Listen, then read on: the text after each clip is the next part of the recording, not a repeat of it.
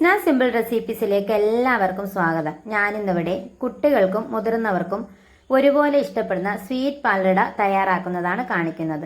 തയ്യാറാക്കുന്നത് എങ്ങനെയാണെന്ന് നോക്കാം. മിക്സിയുടെ ജാറിലേക്ക് ഞാൻ 1 കപ്പ് തേങ്ങാപ്പാൽ ഒഴിച്ചു കൊടുക്കുന്നുണ്ട്. അതിലേക്ക് ഒരു മുട്ട പൊട്ടിച്ചൊഴിച്ചു കൊടുക്കാം.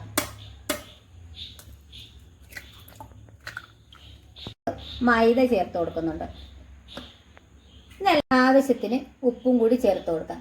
ഇതെല്ലാം കൂടെ നമുക്ക് നന്നായിട്ടൊന്ന് ബ്ലെൻഡ് ചെയ്തെടുത്തിട്ട് വരാം. അല്പം ലൂസ് കൺസിസ്റ്റൻസിയിൽ വേണം ബാറ്റർ കിട്ടേണ്ടത്.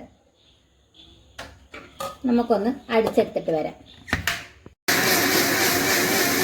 എല്ലാം കൂടെ നന്നായിട്ടൊന്ന് ബ്ലെൻഡ് ചെയ്തെടുത്തിട്ടുണ്ട്. ഇനി ഇത് നമുക്ക് മറ്റൊരു പാത്രത്തിലേക്ക് മാറ്റി കൊടുക്കാം.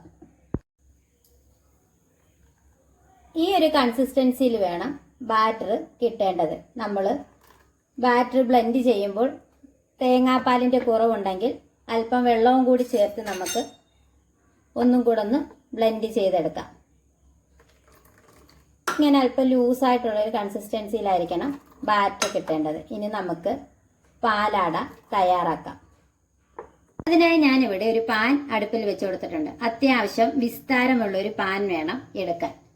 ഈ പാൻ നന്നായി ചൂടായി വരുമ്പോൾ നമ്മൾ തയ്യാറാക്കി വെച്ചിരിക്കുന്ന ബാറ്ററിൽ നിന്നും ഓരോ തവി മാവ് വീതം കോരി ഒഴിച്ച് നമുക്ക് ഈ പാൻ്റെ എല്ലാ വശത്തും ആകുന്ന പോലൊന്ന് പരത്തി കൊടുക്കാം. ഇനി അത് അവിടെ നിന്ന് നന്നായിട്ടൊന്ന് വെന്ത് വരട്ടെ. ഇതിൻ്റെ ഒരു വശം നന്നായി വെന്ത് വരുമ്പോൾ നമുക്കിതൊന്ന് മറിച്ചിട്ട് കൊടുക്കാം.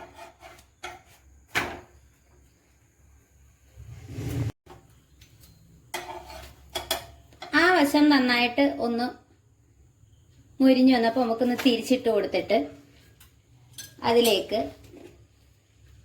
അല്പം നെയ്യ് ഇങ്ങനെ ഒഴിച്ചു കൊടുക്കാം.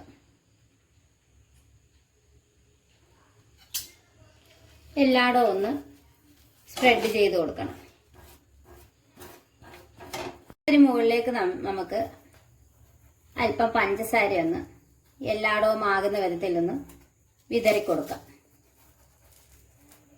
ശേഷം നമുക്കിതിങ്ങനെ 4ആയിട്ട് മടക്കി ഒരു പാത്രത്തിലേക്ക് മാറ്റി കൊടുക്കാം. ബാക്കിയുള്ളവയും ഇപ്രകാരം തന്നെ നമുക്ക് തയ്യാറാക്കിയെടുക്കാം.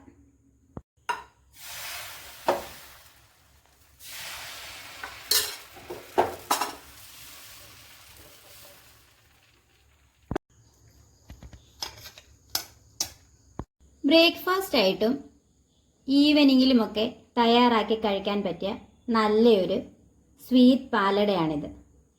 എല്ലാവരും തയ്യാറാക്കി നോക്കിയിട്ട് ഫീഡ്ബാക്ക് അറിയിക്കണം.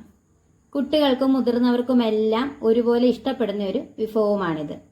നിങ്ങൾക്ക് എൻ്റെ ഈ ചാനൽ ഇഷ്ടപ്പെടുന്നുണ്ടെങ്കിൽ ഒന്ന് ലൈക്ക് ചെയ്യുകയും സബ്സ്ക്രൈബ് ചെയ്ത് സപ്പോർട്ട് ചെയ്യുകയും ചെയ്യണേ. ഇനി ഒരു ഈസി റെസിപ്പി ആയിട്ട് കാണുന്നത് വരെ താങ്ക്സ് ഫോർ വാച്ചിങ്.